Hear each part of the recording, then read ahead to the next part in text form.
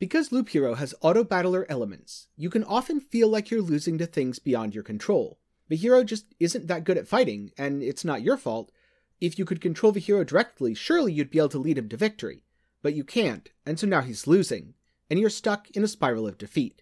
Today, I want to give you some tips and tricks to help get you started in Loop Hero, to guide you on your way to the first boss and beyond, and to hopefully set a frame of reference for what you can do in the game, even if there are a lot of things about the combat that are completely beyond your control. You definitely don't need to follow a guide to beat Loop Hero, and a lot of the satisfaction for me came from figuring out different combos on my own. But if you're struggling, it never hurts to ask for a helping hand. So while I won't go into too much detail on how exactly you should use each different card, I am going to speak more generally about card combos and give some specific examples. Loop Hero offers 3 different classes: the Warrior, the Rogue, and the Necromancer. Each one has a slightly different playstyle, so remember to swap your cards to find something that works for the class you're playing, and also for what you find enjoyable. Experiment and have fun. If you find this video to be helpful, be sure to leave a like, and let me know something about Loop Hero that you think will help someone else on their first playthrough. If you want to see more reviews, video essays, and topics discussing gaming news, be sure to sub to the channel and ring the bell to be notified whenever I upload. If you haven't played the game before and want to check out my review, it'll be down in the description below. Starting with tip number 1, manage your cards. Cards are your main sources of interaction and gameplay in Loop Hero. They control the state of play by increasing the difficulty for the hero, buffing or healing your hero, increasing rewards, and even ultimately summoning the boss. Unlocking cards is a form of permanent progression that's done by upgrading buildings between your runs. You combine cards to form a deck, you take that deck into the loop, and as you defeat enemies, cards will drop which you can use to place hazards, terrain, and various other effects. Cards often have different effects when played next to each other. Sometimes, things like mountain cards will have a greater effect when played near other rock or mountain cards. In other words, when other cards of the same type are played adjacent to each other.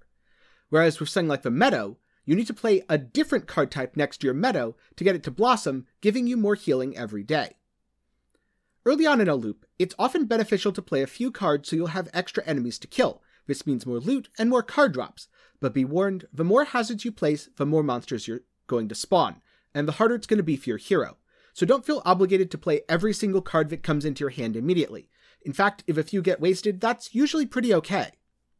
Because if you're playing every card as soon as you get it, you may overwhelm the hero with hazards, spawn a boss too early in the loop, and just not be able to deal with the situation. It can also be helpful to save cards until you can combo them. This will increase the efficiency while not putting your hero through too much stress.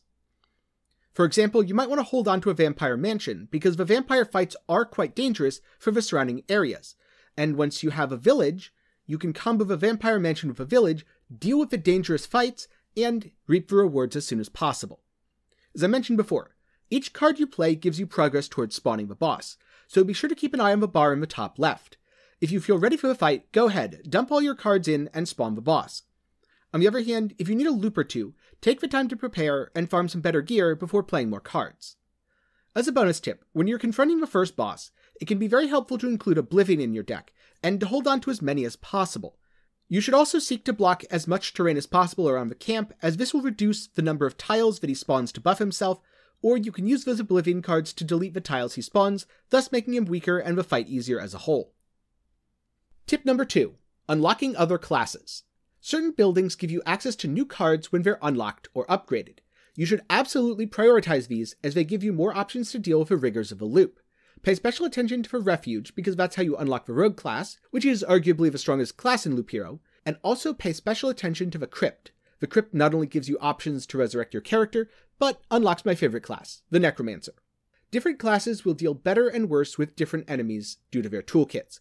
The Warrior acts as a middle ground, the Rogue often excels at dealing damage, and typically will have better gear, but is squishy, so you need to prioritize defense. Meanwhile, the Necromancer is very defensive. You can hide behind a wall of disposable minions, but be warned, some of your allies might not be so comfortable with your use of dark magic.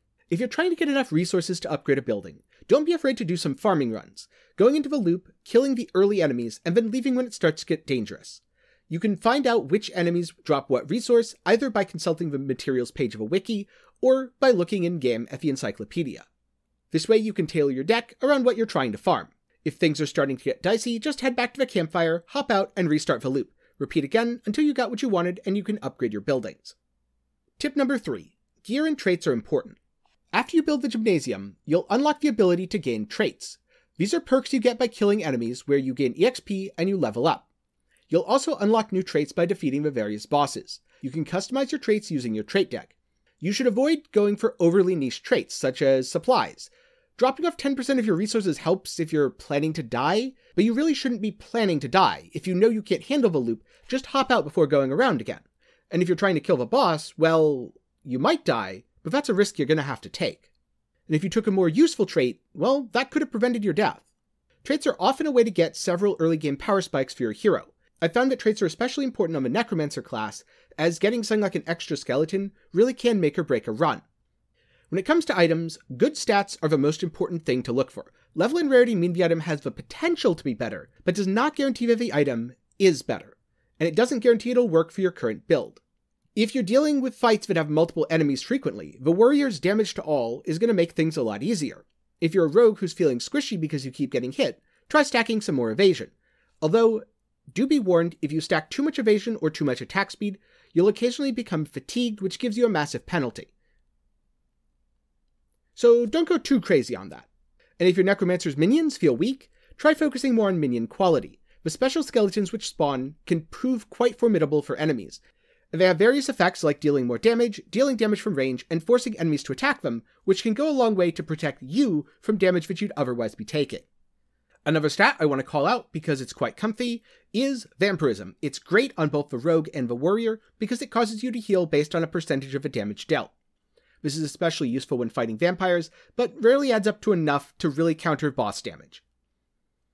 And do be careful of swamp tiles if you have Vampirism, because it'll cause you to damage yourself rather than heal. If you're not sure between two items, lock one and equip the other. Locked items won't be pushed to the bottom of your gear and then deleted. If you're unhappy with your choice, you can always swap the other item in. Just be warned, from that point, you won't be able to go back. When you're not playing a rogue, keep an eye out for things like battlefields and treasuries.